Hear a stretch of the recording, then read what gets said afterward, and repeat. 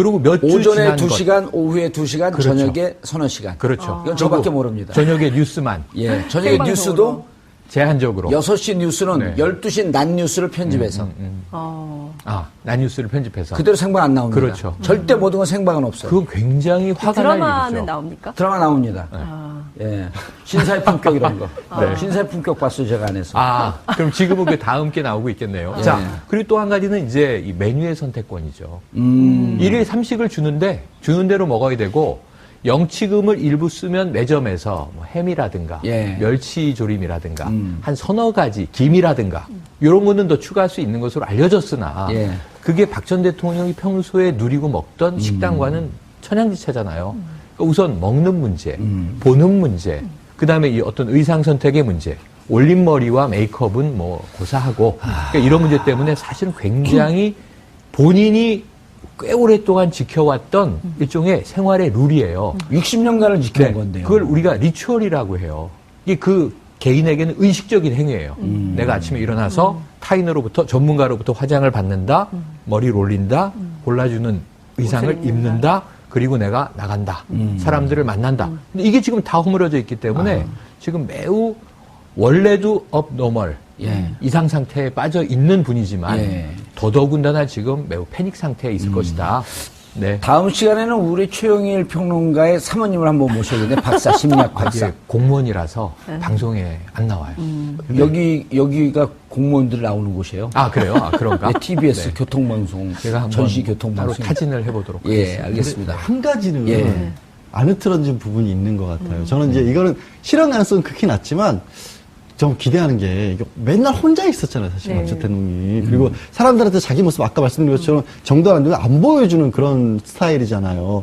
지금도 그건 지켜주고 있거든요. 사실 최근에 저도 자꾸 심리학 용어를 쓰고 있는데 인간의 뇌 자체가 혼자 가둬져 있을 땐 정상적으로 작동할 수 없게 돼 있다는 게 최근의 연구 결과거든요. 그래서 왜 그 전쟁 포로들 같은 경우에 고문 방법 다른 거 안 쓰고 그냥 완전히 고립시켜둔 상태만 둬도 며칠을 못 견딘다는 거예요. 근데 박 전 대통령 스타일은 아주 특이하죠. 혼자 있는 것 자체를 좋아하기 때문에. 그래서 저는 가능성은 낮지만 어떻게 보면은 좀 인간적인 깨달음, 자기의 문제 이런 걸 깨닫는 것 더하기 그동안 갇혀 지내왔던 스스로의 틀을 깨는데도 어쩌면 홍보가 굉장히 도움이 되리라고 생각을 해요. 혼거. 예. 예. 일반 수당. 근데 일반 수당은 절대 같이 못 넣었어요. 그렇죠. 예. 근데 지금 어쨌든 박 전 대통령이 박 수감되어 전 있는 대통령이요? 아니요. 박 전 대통령. 박 전 대통령. 박 전 대통령으로 불렸어요.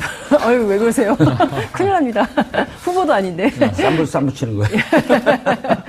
박 전 대통령이 이제 그 수감되어 있는 수감동은 주한미군 시설이잖아요. 그러니까 다른 평범한 예컨대 조윤선 장관, 최순실 씨가 머무는 독방하고는 또 다른 시설이거든요. 그러니까 거기는 수도꼭지는 있지만 샤워기는 없고 더운 물도 그 박 전 대통령 있는 곳은 더운 물도 나오고 또 샤워기도 있고 그러니까 비교적 시설이 양호한 곳으로 알려져 있어요. 그러니까 그럼에도 불구하고 본인 굉장히 불편해하겠지만 또 그 점에 대해서는 좀 여전히 특별한 대우를 받고 있다는 점을 인식해야 되는 것은 아닌가 이런 생각은 좀 듭니다. 인식을 못하겠죠. 인식을 못하겠죠.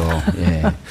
그런데 이제 저는 궁금한 게 이게 5만 가지 생각이 날 텐데 쭉 복귀를 해볼 거 아니에요. 그리고 이제 유영하 변호사, 손범규 변호사도 전 복귀를 해볼 것 같은데 도대체 이 문제가 어디서부터 틀어졌지? 1차, 2차, 3차 답안까지 했는데 물론 이제 변호사들도 자기 주장이 강하고 자기 전략을 계속 고수하려고 하겠지만 변호사들의 특징이라고 하는 것이 법률에 근거해서 판단하는 분들이니까 수시로 이것이 맞나 틀리나 자기 복귀를 해보잖아요. 네, 그렇죠. 내가 주장하는 게 과연 무죄투쟁이 맞는지 양형투쟁이 맞는지 그러면은 지난해 10월서부터 1차, 2차, 3차 담화했고 12월 9일도 결국은 본인들이 법적으로 해라. 문제됐을 때, 뭐 국민들이 촛불 들고 나올 때 법적으로 해라. 그리고 차라리 우리를 탄핵시켜라라고 하는 일성이 나온 게 청와대였었어요. 잘 생각해 보시면. 맞아요. 그건 뭐냐면 국회에서 탄핵 소추안 가결 안 된다고 봤던 거거든요. 됐어요. 그 다음에 안 나왔단 말이에요, 헌재. 그 다음 특검 조사, 특수본 조사 안 받고. 그리고 이게 탄핵이 인용이 안 될 거라고 됐는데 팔대만장일치로 됐어요. 구속 안 될 거라고 봤는데 됐어요. 그럼 이런 걸 보면 박근혜 전 대통령 모른다고 치더라도 유영하 변호사, 손범규 변호사는 도대체 지금 이 시점에서 여전히 자기들도 역겹고 여전히 억울하다라고 하는 것을 주장한 건 변호사 아니지 않나요? 근데 이게 이런 부분을 저도 한 가지 말씀하신 것처럼 꼭 지적을 하고 싶었던 게 있어요. 바로 그것과 연관된 건데요. 예. 변호사들이 변론을 준비하라는 한 게 일단 어떤 사건의 규모에 따라서 좀 많이 달라지는 게 개인 한 사람 한 사람 변호사가 일을 할 때도 있고 예. 조금만 커진 대형 사건일 경우에는 사실은 팀플레이를 하거든요. 팀플레이를 해줘야죠. 팀플레이를 하죠. 팀장급이 있으면서 전체를 조율을 하고 그다음에 관련 비슷한 사건들을 서치하는 예. 기록을 찾아보는 사람이 있고 상대방으로 들어오는 공격에 대해서 보는 사람이 있고 그것들을 같이 종합해가면서 집단지성을 이루어야 되는 거거든요. 사실은. 근데 박 전 대통령 같은 경우는 헌법재판소에서 대리인단들도 그랬고 지금 검찰 조사를 받는 경우도 9명 선임이 돼 있지만 팀플레이를 하는 것으로 보이진 않아요. 예. 그렇기 때문에 아까 잠깐 말씀드렸다시피 유영하 변호사만 옆에 계속 앉아 있어요.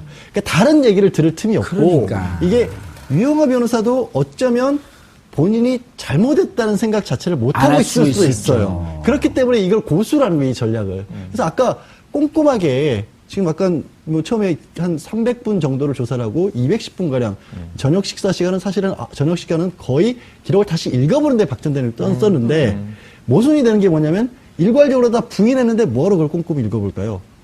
어떤 내용이냐면 내가 한 얘기가 충실하게 기록이 돼 있고 이거가 그대로만 제대로 전달이 되면 법원의 판사라든가 이런 사람들은 납득할 거라고 스스로 생각하고 있을 가능성이 있어요. 내 얘기가 다 제대로만 들어가면 아직도 그런 생각을 할 수가 그럼 있어요. 지금까지는 내 얘기가 진위가 제대로 전달이 안 됐다라고 생각할 가능성이 높고 아직도.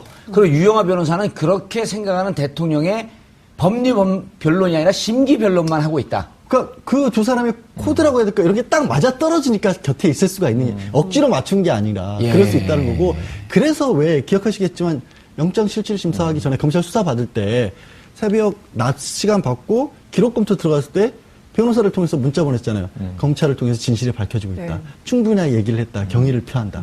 그게 그냥 한 얘기가 아니라 본인으로서는 할 얘기를 다 했기 때문에 이제는 나는 이제 억울함에서 벗어날 수 있다. 억울하다고 생각하니까 똑같은 일이 또 반복되고 있는 것 같아요. 지금 아직까지는. 앞부분은 정상적으로 분석을 해서 틀리셨고 오늘 계속 심리적으로 뒷부분은 맞긴 맞으시는데 예. 이게 지금 한 4, 5일 전 버전이에요. 지금 한번 생각을 해보세요. 어제 한웅재 검사 점잖게 얘기하면서 바로 디스하시는 네네, 그러니까 뭐죠? 어제 한웅재 검사가 들어갔어요. 예. 한웅재 검사를 두 번째 보는 겁니다.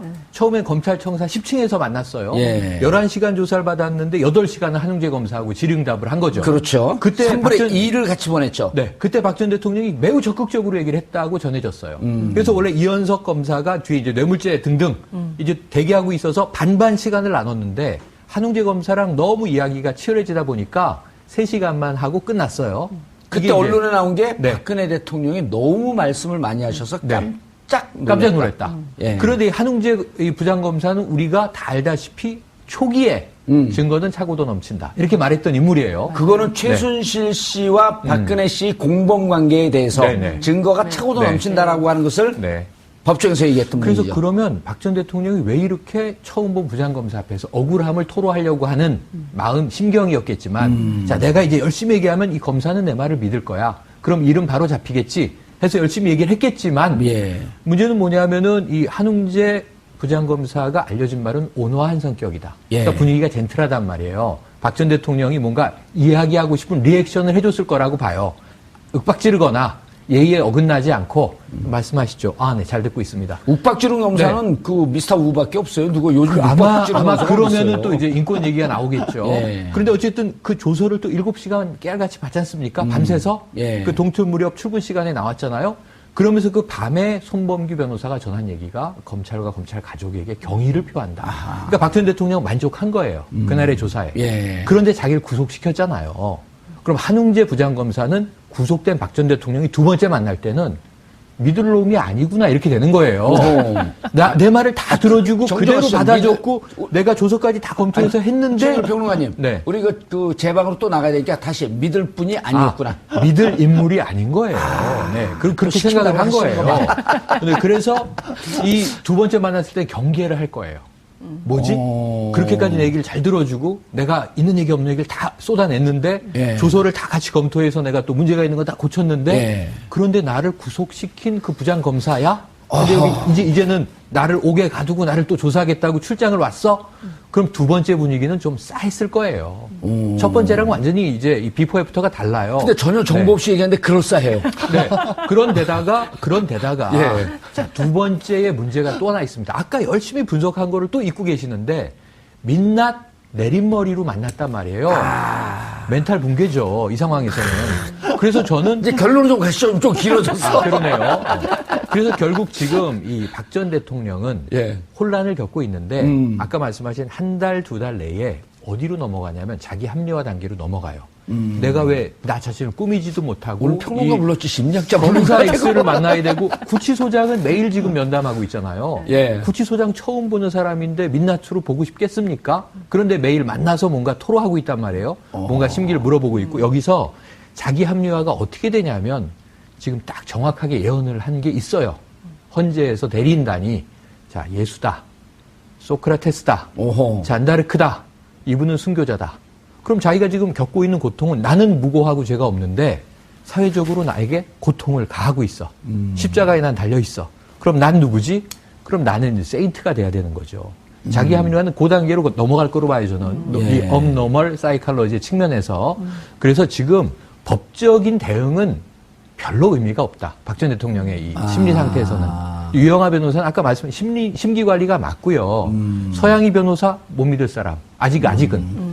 예. 한 3개월은 이 상태로 더 가야 돼요. 3개월 이 상태로 좀 가야겠다. 별 새로운 이 전환이 없을 것으로. 다음에 봐요. 그 공무원 사모님을 좀 모시고. 네, 알겠습니다. 네. 제가 또 오늘 물어보겠습니다. 아니, 근데 양 변호사님. 그런데 이제 결국은 어쨌든 법에서는 아무리 감정적으로 호소하고 아무리 많은 진술하고 그래도 법은 법대로 판단을 하는 거거든요. 그렇죠. 예. 그럼 지금 어쨌든 유영하 변호사 만나고 있는 것은 나는 무죄다. 예. 억울하다. 예.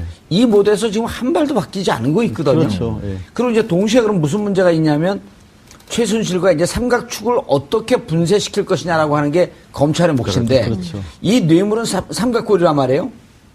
이재용, 예. 공여자, 그 다음에 최순실, 수뢰자, 받은 사람, 최순실과 경제공동체 박근혜, 예. 박근혜 전 대통령이 지금으로 보면 수뇌부예요.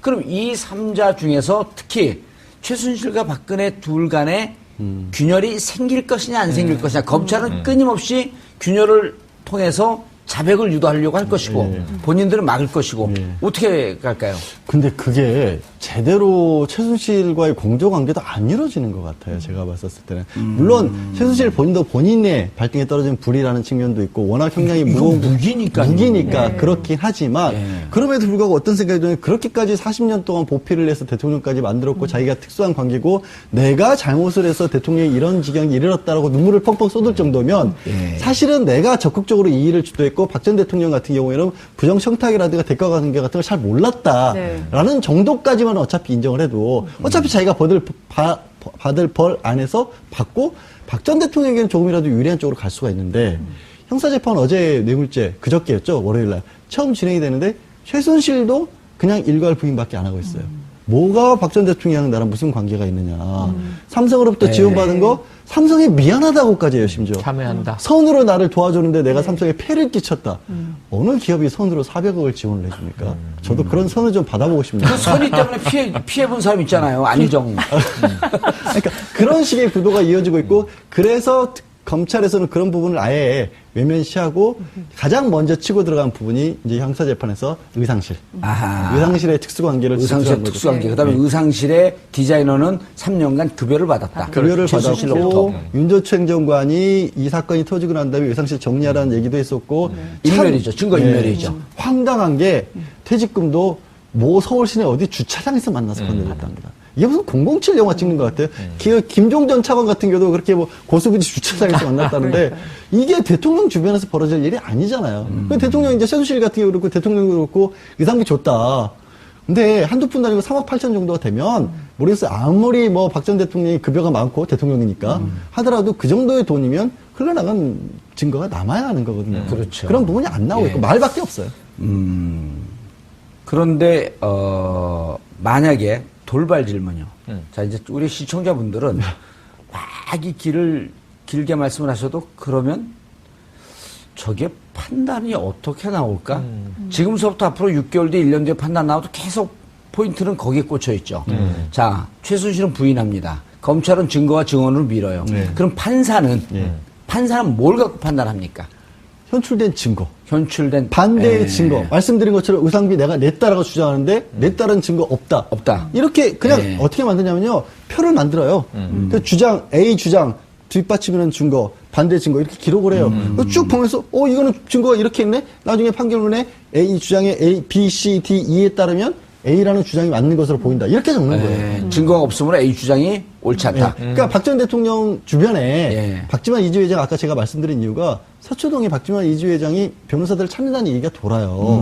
근데 그 변호사들 한결같이 얘기하는 게 뇌물 같은 경우는 법률적으로 다툴 거리가 꽤 있어요, 실제로. 근데 인정할 부분에 최소한 부분을 인정을 하고 들어가야 우리가 전략을 세우는데 끝까지 모르쇠 부인하고 있는 상황에서는 우리는 못 들어간다. 들어갈 수 있는 변호사가 없다. 그리고 아직까지. 판사는 피고인이 인정을 하든 인정을 하지 않든 검사가 제출한 증거와 증언으로만 판단을 내리는 판단한다. 거죠. 알겠습니다. 또 이제 조사가 들어가잖아요. 지금 검찰 측 대응이 좀 궁금해요. 검찰이요? 예. 검찰의 대응 전략은 너무나 뻔한 거죠. 지금까지 조사해 놓은 게 너무 많기 때문에. 차고도 넘친다라고 하는 표현이? 뭐 계속 나오고 있는 거 아니겠어요? 예. 그리고 검찰 특수본뿐만 아니라 특검에서도 조사해 놓은 게 있고요. 예. 이게 이제 대중적 설득력이 없으니까 오늘 아침에는 한국일보를 통해서 안종범 전 청와대 수석의 수첩이 또 대량 그럼 나왔죠. 어떻게 나왔어요, 이거는? 기사가 떴던데. 단독 보도를 한 거죠. 요즘 모든 기사가 다 단독 보도예요. 예, 최순실 사태가 전반적으로 좀 그런 경향이 이게 있긴 한데 17건짜리 노트인가요? 아니면 39건짜리 노트인가요? 그게 총합해서 59건이 다 나온 거 아닌가요? 39건, 56건. 네, 전체적으로 다 나온 것 같고 일종의 창고 대방출 수준이 아닌가. 39번. 네. 이제 우리 청와대 폭망 창고 대방출. 청와대 폭망인지는 잘 모르겠으나 어쨌든 창고 대방출 수준으로 특검이 39건이네. 자료를 내놓고 있는 것이고요. 관련된 내용을 보면 안종범 전 수석이 교수 출신이어서 그런지 굉장히 꼼꼼한 기록을 해놓은 것이고요. 이 이제 앞서 양지열 변호사님께서 그 증거로 법원에서 판사가 다툴 것이다 이렇게 말씀을 주셨는데 이런 꼼꼼한 기록들이 결국에는 다 박 전 대통령의 혐의를 입증하는 주요 증거로 작용을 하게 되겠죠. 그런데 이제 안종범 수첩 보니까 아까 많은 분들이 이게 잘 이해가 안 되는데 무척 그 순수한 측면이 있어요. 아, 그래요? 큰 기업, 중견기업 앞장서서 하랬다. 이제 뭐 이런 얘기 같은데 네. 국민 신난다. 투자할 때 일자리가 늘어난다는 거예요. 이런 경제학자로서 이분이 꽤 일가를 이룬 분이거든요. 글쎄, 참, 이게, 청와대 수석이 쓸 표현인지는 잘 모르겠습니다. 국민들이, 그러니까 이게 특정 재벌 대기업을 밀어주고, 정권이. 그리고 그 결과로 일자리를 만들고, 그것을 마치 정권의 정권의 성과, 자가 스스로 진단, 셀프 진단하는 것도 아니고 말이죠. 이렇게 하는 것이 과연 좋은 표현인지 모르겠는데 좀 약간 어린애 같은 느낌은 좀 들어요. 국민 신난다. 그런데 이게 안종범 전 수석의 표현이 아닐 거예요. 있는 그대로 받아 적었을 거예요. 그럼 대통령이 지시를 박 전 하면서 대통령의 자 이렇게 하면 국민이 신나겠죠? 그럼 국민 신난다? 이렇게 적은 거예요. 베이비톡. 그러니까 베이비톡이 어린아이 같은 순수함은 그분밖에 없어요. 지금 구속돼 계신 그분. 그분이 이야기한 그대로를 받아 적었는데. 설득되는데요? 그러게요. 저도 막 설득이 되네요. 그분은 김기춘 비서실장? 아닙니다. 제일 정점에 계신 그분이십니다. 가장 저기 최근에 메모에 구속되신. VIP라고 돼 있는 부분은 따로 그렇죠. 다른 VIP라고 돼 있는 거는 대통령 얘기고 그러니까 너무 바빠서 자기 의견이 그 순간 머리에 반짝 전구처럼 근데 흘러서 적을 틈이 없어요. 있네요. 왜냐하면 국민 신난다. 국민 신나겠지? 그분의 말씀 그것까지도 적었다라는 거죠. 근데 실제로 보면 안종범 수첩을 보면 SK 관련 2015년 7월 13일 VIP 이렇게 딱 언급이 있고 앞장서서 투자하렛 이응 이렇게 되어 있고 국민 신난다. 이게 실제로 박 전 대통령의 워딩일 가능성이 있네요. 아니 이쪽 7월 13일이면 7월 17일 날 7월 17일 날 삼성과 제일모직과 삼성물산이 합병하는 날이거든요. 그렇습니다. 그렇죠. 그렇습니다. 그 4일 전인데 삼성 그 기록은 또 다른 수첩에 있나 보죠? 찾아봐야 될 것 같아요. 한국일보 공개를 안 해가지고. 야, 그런데 어쨌든 최순실은 끝까지 부인하고 최순실 변호사는 지금 누군가? 이경재 변호사가 초반부터 계속해서 맡고 계시죠, 일단. 근데 계속 지금 이분은 뭐 많이 나왔던 거에 이제 박 전 대통령에 대한 변론 내지는 박 전 대통령에게 유리한 쪽도 같이 동시에 추진을 하다 보니까 오히려 그 부분이 조금 힘들어 보이긴 해요. 근데 안종범 수석 같은 경우에도 다른 게 아니라 이게 39건인데 60에서 70페이지 정도면 2,400페이지 되는 거거든요. 그렇죠. 이 안종범 전 수석 같은 경우는 나중에 일이 잘 마무리되면 수첩 정리하는 특강을 해도 될 정도일 것 같아요. 메모 아니, 그리고 이걸 갖고, 네. 이걸 회고록 쓰려고 그랬던 것 같아요.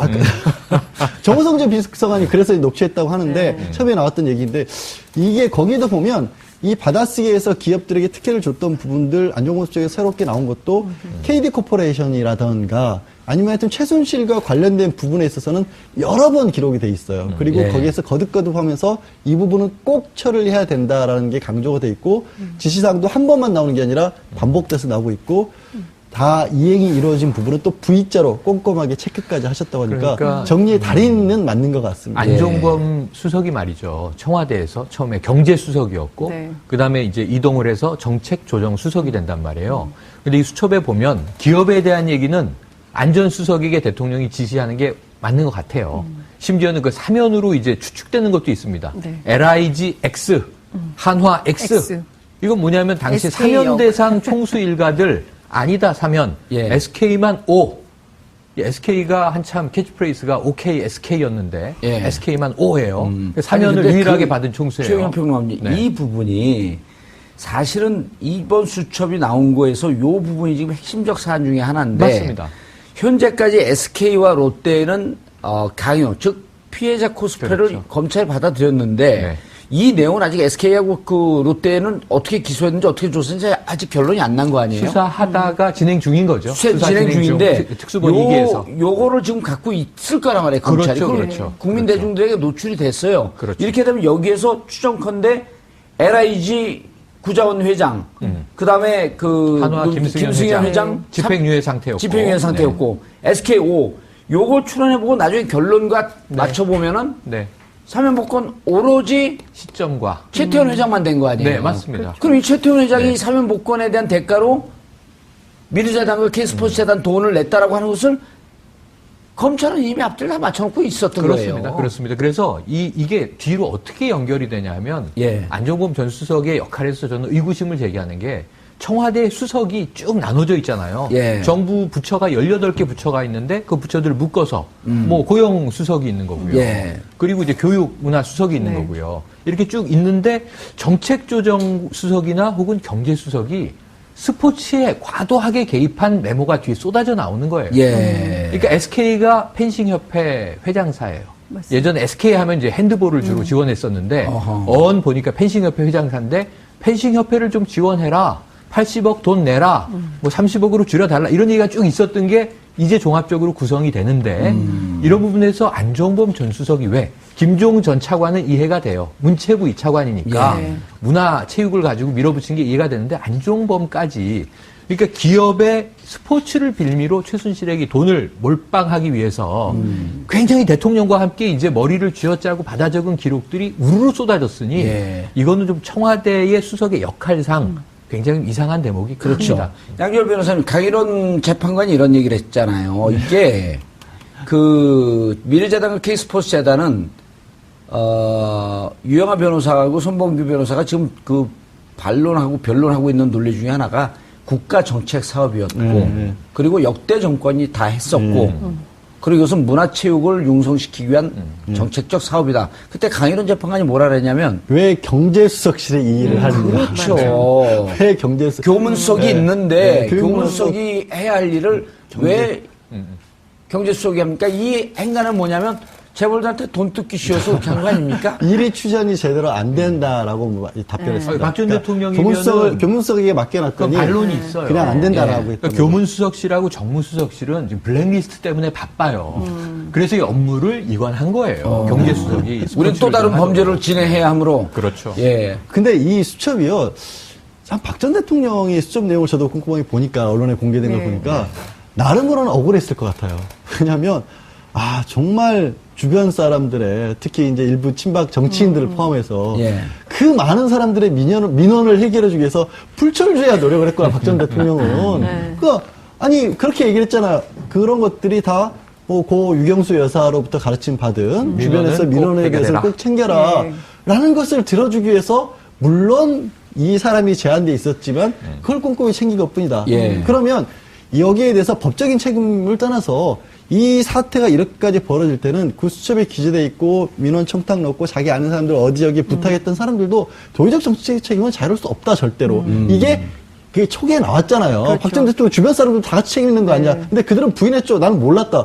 아닌 게 이 수첩에서 나왔어요, 사실은. 다 나왔거든요. 그런데 양 변호사님, 정치는요, 사실은 민원을 들어주는 직업이에요.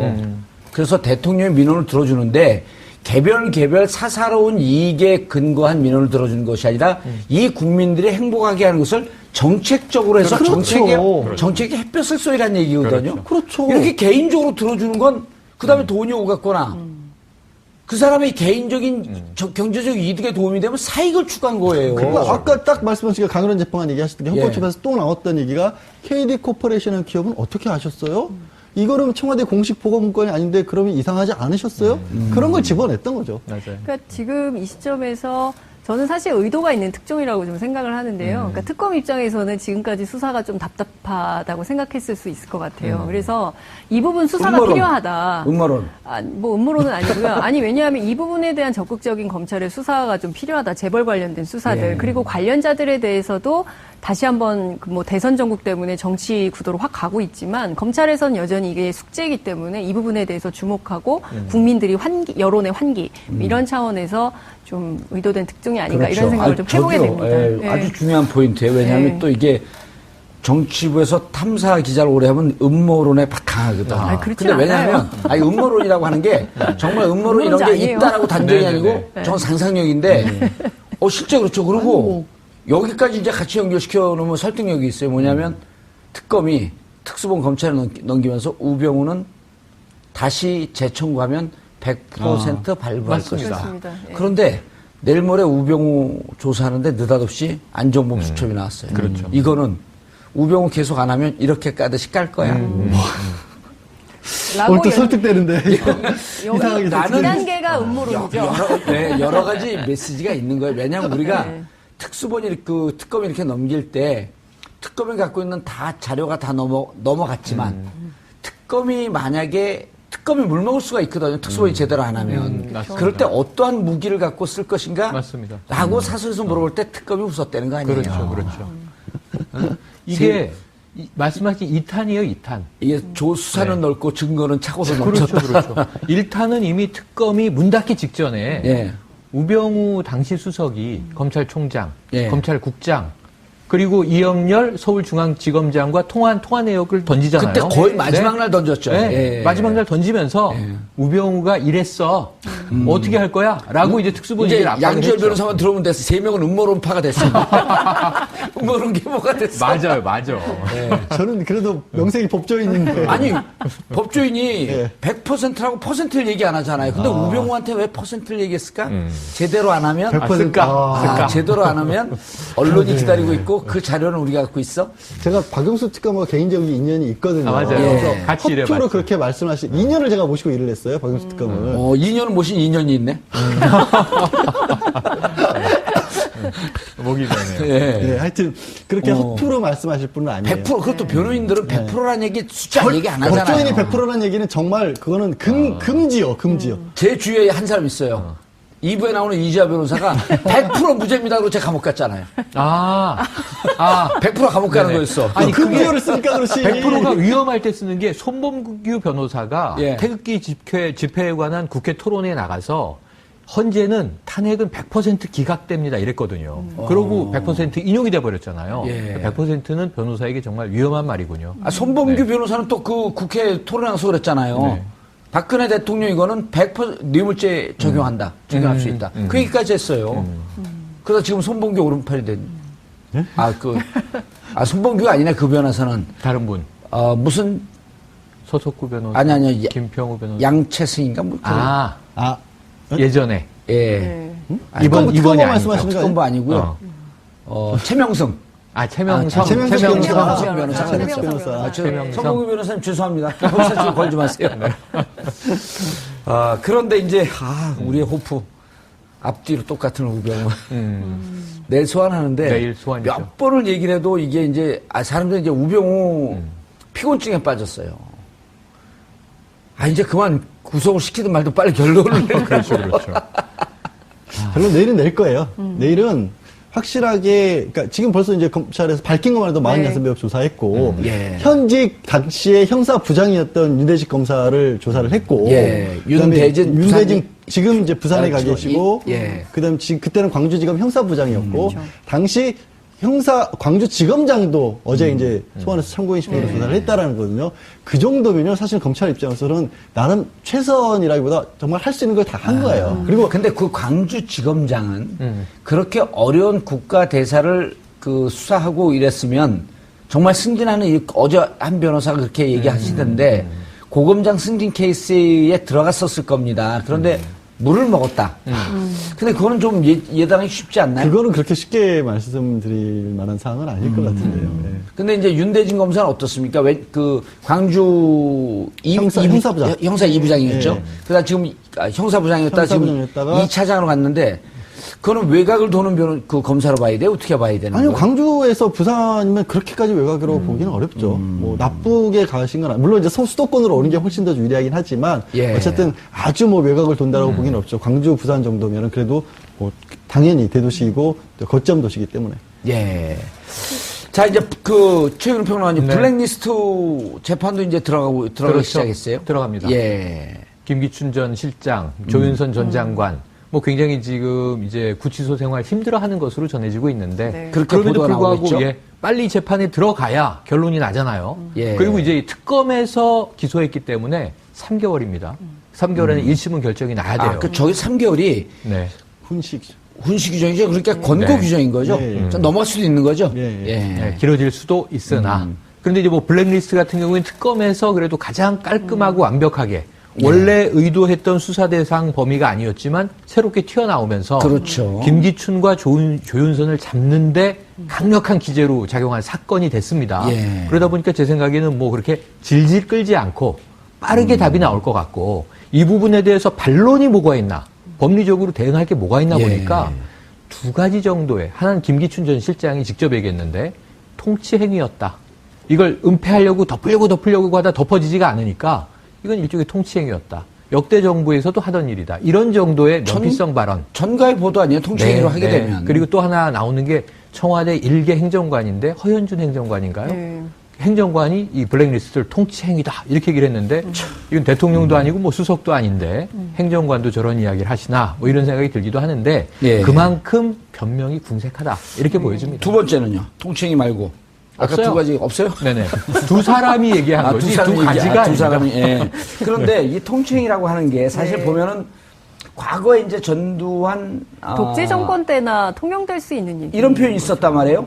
성공한 쿠데타는 처벌할 수 없다. 네. 그것도 성공한 쿠데타라고 하는 것도 일종의 정치권에서 보면 통치행위의 충돌이었다. 이렇게 볼 수 있는 거 아니에요? 아니, 그러니까 이게 저희가 뭐 조선시대도 아니고요.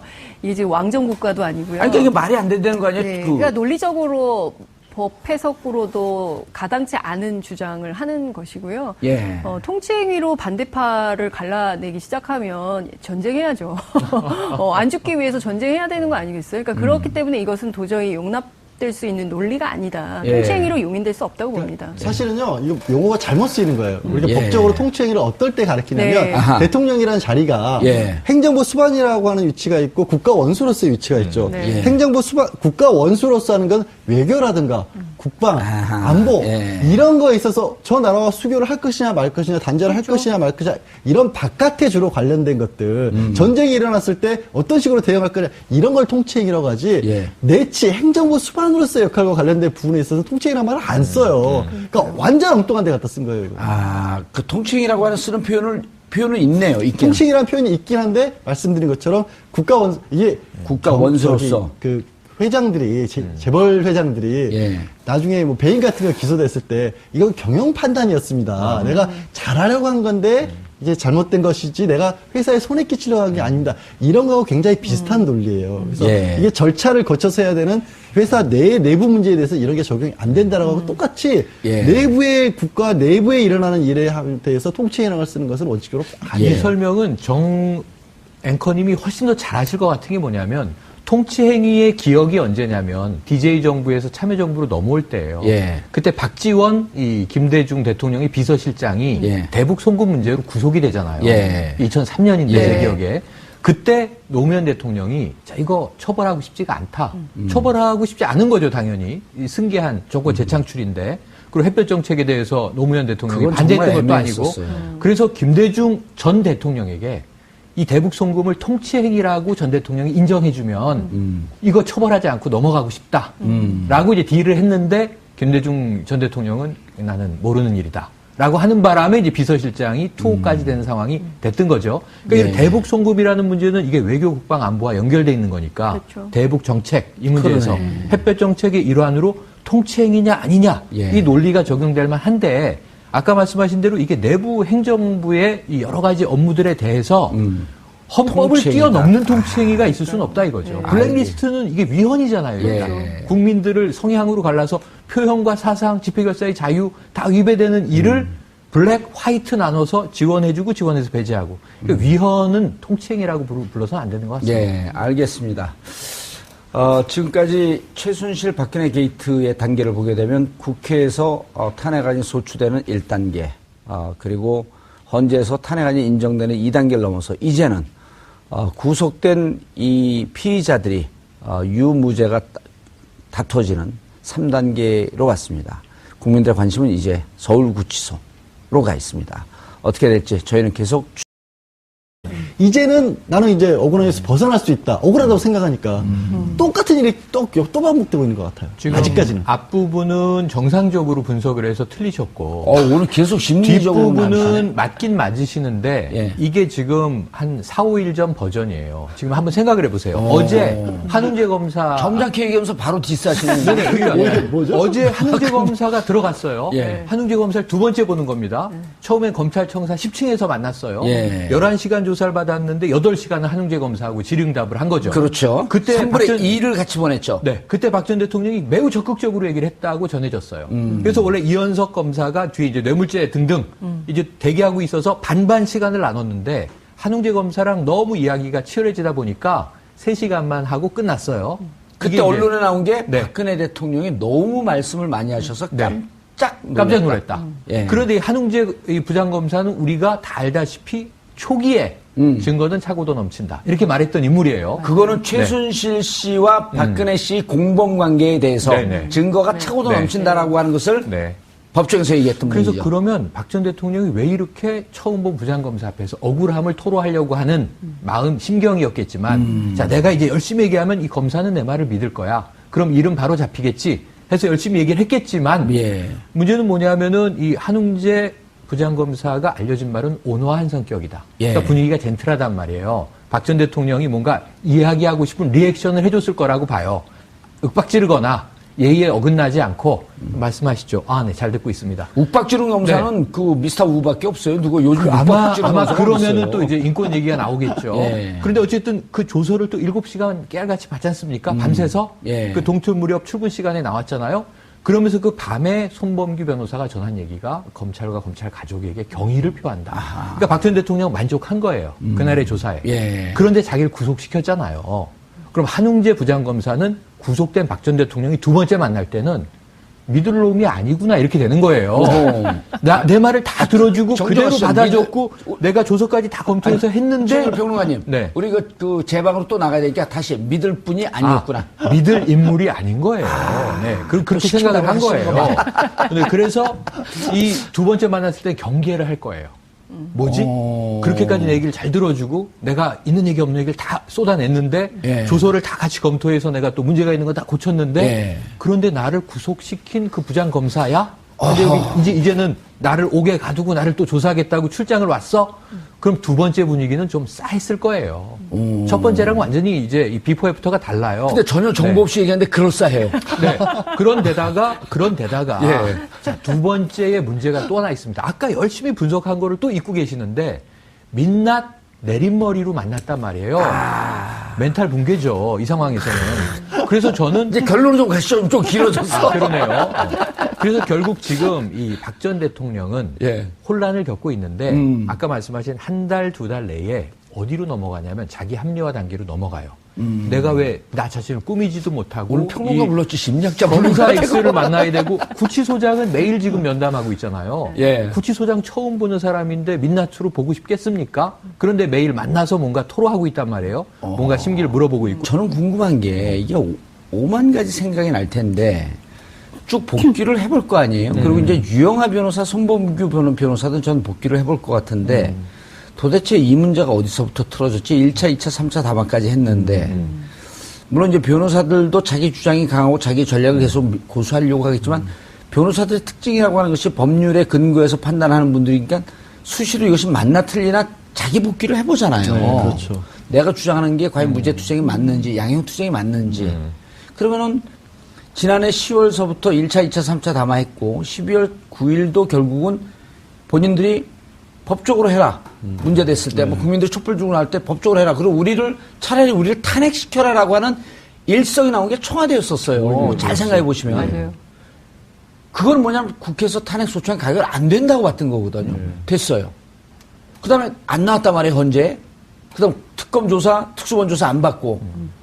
그리고 이게 탄핵이 인용이 안 될 거라고 됐는데 8대0 만장일치로 됐어요. 구속 안 될 거라고 봤는데 됐어요. 그럼 이런 걸 보면 박근혜 전 대통령 모른다고 치더라도 유영하 변호사, 손범규 변호사는 도대체 지금 이 시점에서 여전히 자기들도 역겹고 여전히 억울하다라고 하는 것을 주장한 건 변호사 아니지 않나요? 근데 이게 이런 부분을 저도 한 가지 말씀하신 것처럼 꼭 지적을 하고 싶었던 게 있어요. 바로 그것과 연관된 건데요. 예. 변호사들이 변론을 준비하라는 하는 게 일단 어떤 사건의 규모에 따라서 좀 많이 달라지는 게 개인 한 사람 한 사람 변호사가 일을 할 때도 있고 예. 조금만 커진 대형 사건일 경우에는 사실은 팀플레이를 하거든요. 팀플레이를 해줘야죠. 팀플레이를 하죠. 팀장급이 있으면서 전체를 조율을 하고 그다음에 관련 비슷한 사건들을 서치하는 예. 기록을 찾아보는 사람이 있고 상대방으로부터 들어오는 공격에 대해서 보는 사람이 있고 그것들을 같이 검토해가면서 집단지성을 이루어야 되는 거거든요, 사실은. 근데 박 전 대통령 같은 경우는 헌법재판소에서 대리인단들도 그랬고 지금 검찰 조사를 받는 경우도 9명 선임이 돼 있지만 팀플레이를 하는 것으로 보이진 않아요.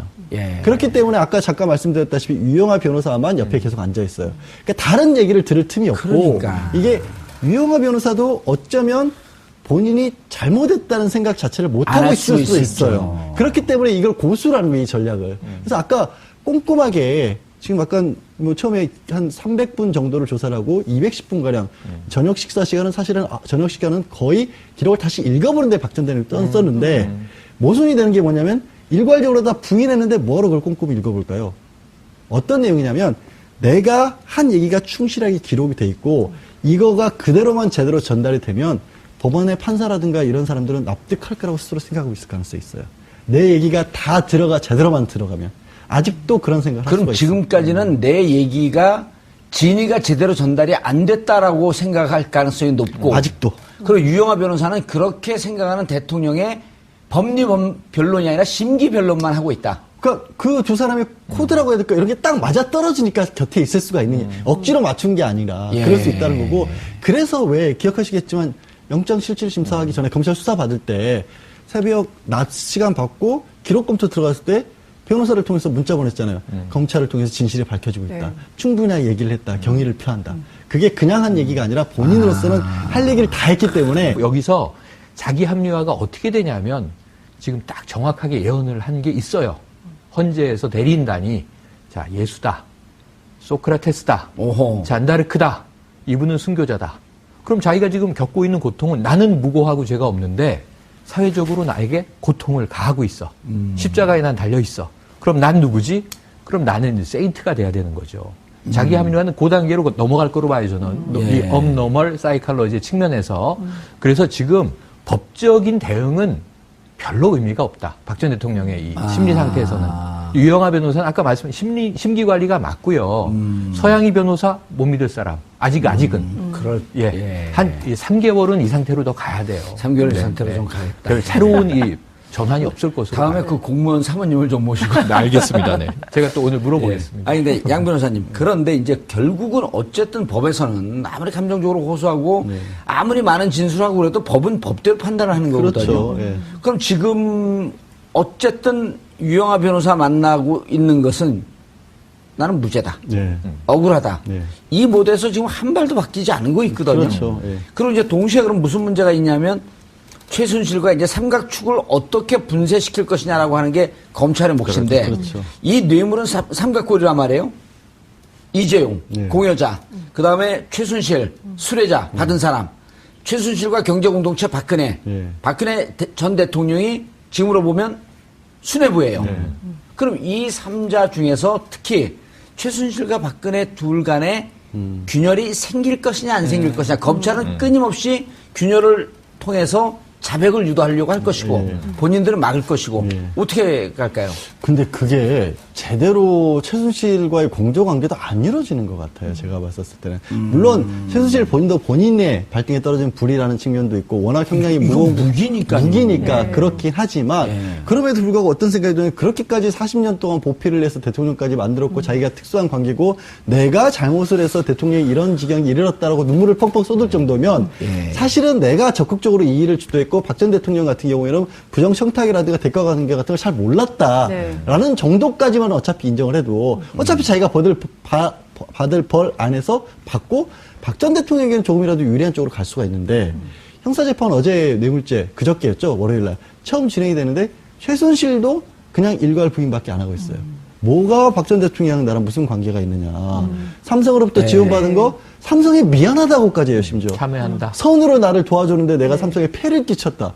어느 기업이 선으로 400억을 지원을 해줍니까? 저도 그런 선을 좀 받아보고 싶네요. 그 선의 때문에 피해본 사람 있잖아요. 안희정. 그러니까 그런 식의 구도가 이어지고 있고 그래서 검찰에서는 그런 부분을 아예 외면시하고 가장 먼저 치고 들어간 부분이 이제 형사재판에서 의상실. 아하. 의상실의 특수관계를 의상실 특수관계. 그다음에 의상실의 디자이너는 3년간 급여를 받았다. 급여를 받았고 최순실로부터. 윤조추 행정관이 이 사건이 터지고 난 다음에 의상실 정리하라는 얘기도 했었고 인멸이죠. 증거 인멸이죠. 황당한 게 퇴직금도 모 서울 시내 어디 주차장에서 만나서 건네줬답니다. 이게 무슨 007 영화 찍는 것 같아요.